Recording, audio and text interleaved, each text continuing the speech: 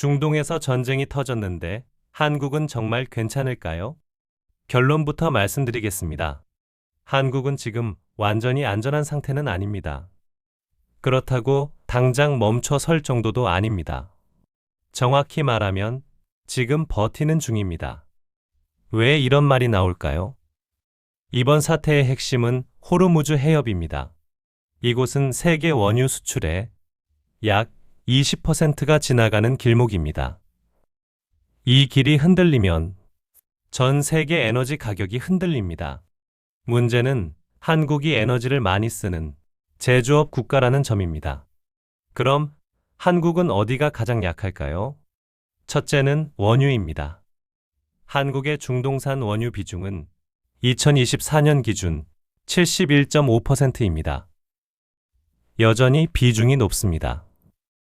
그래서 중동이 흔들리면 한국은 가장 먼저 원유 쪽에서 압박을 받기 쉽습니다. 중요한 건 기름이 완전히 끊기는 것보다 비싸지는 것이 먼저 온다는 점입니다. 둘째는 나프타입니다. 이건 뉴스에서도 간간이는 나오지만 산업 현장에서는 아주 중요합니다. 산업부 자료에 따르면 수입 나프타의 호르무즈 항로 의존도는 54%입니다. 나프타는 석유화학의 핵심 원료입니다. 플라스틱, 합성 섬유, 고무, 포장재 같은 제품의 출발점입니다. 그래서 원유가 주유소와 운송비를 흔든다면 나프타에 의해서는 공장 원가가 흔들립니다. 그럼 한국은 다 위험한 걸까요? 그건 아닙니다. 여기에 반전이 있습니다. LNG입니다. LNG는 사정이 다릅니다.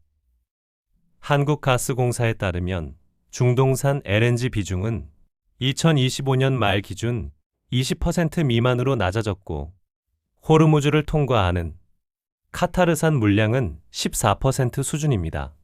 즉, 한국은 원유보다 LNG 쪽에서 훨씬 더 방어력이 있습니다. 그럼 왜 아직 버틸 수 있을까요? 이 질문도 중요합니다. 이유는 세 가지입니다. 첫째는 비축입니다. 정부는 수개월분의 비축유와 비축 의무량을 넘는 가스 재고량을 보유 중이라고 밝혔습니다. 필요하면 비축기지에서 시장 공급도 가능하다고 합니다. 둘째는 수입선 다변화입니다. LNG처럼 미리 수입처를 넓혀놓은 품목은 충격을 덜 받습니다. 셋째는 우회 경로와 국제 공조입니다. 완전한 대체는 아니지만 중동 물류가 흔들려도 전부 즉시 멈추는 구조는 아닙니다. 하지만 여기서 착각하면 안 됩니다. 비축은 문제를 없애는 장치가 아닙니다. 시간을 버는 장치입니다. 즉, 지금 한국은 안전해서 버티는 게 아니라 준비해둔 덕분에 버티는 겁니다. 그럼 실제 충격은 어디서 먼저 올까요? 가장 먼저는 유가입니다. 그 다음은 환율입니다. 그 다음은 운송 운임과 운송 보험료입니다. 그리고 그 여파가 석유화학 원가, 물류비, 생활물가로 번질 수 있습니다. 즉, 이번 위기의 핵심은 언제 없어지는가라기보다는 얼마나 비싸지는가에 있습니다. 또 한 가지 봐야 할 숫자가 있습니다. 산업부는 한국의 중동 지역 수출 비중이 전체 수출의 약 3%라고 설명했습니다. 겉으로 보면 작아 보입니다. 하지만 호르무즈 인접 7개 국향 수출 비중이 50%를 넘는 기업은 1063개사입니다. 나라 전체 평균은 괜찮아 보여도 특정 기업은 훨씬 더 큰 충격을 받을 수 있다는 뜻입니다. 결국 이번 사태를 가장 정확하게 표현하면 이렇습니다. 한국은 무풍지대는 아닙니다.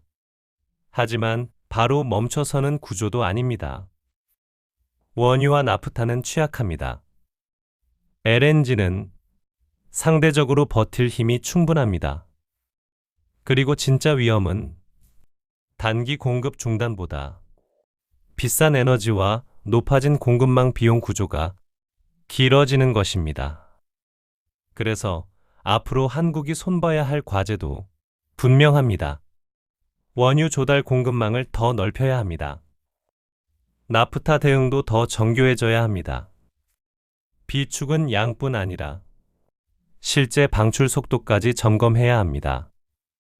이제 공급망은 단순히 들어오느냐, 안 들어오느냐의 문제가 아닙니다. 얼마에 들어오느냐의 문제입니다. 이번 사태에서 한국이 가장 먼저 손봐야 할 것은 원유 조달 공급망의 다변화일까요? 나프타 대응일까요? 아니면 물류비 충격을 줄이는 정책일까요? 다음 영상에서는 이번 이야기의 연장선으로 왜 한국은 LNG는 버티는데 원유에는 여전히 취약한가를 더 구체적으로 풀어보겠습니다. 앞으로도 숫자와 구조로 경제 이슈를 계속 해부해 드릴 테니 구독과 좋아요로 함께 해주시면 다음 분석도 바로 이어가겠습니다.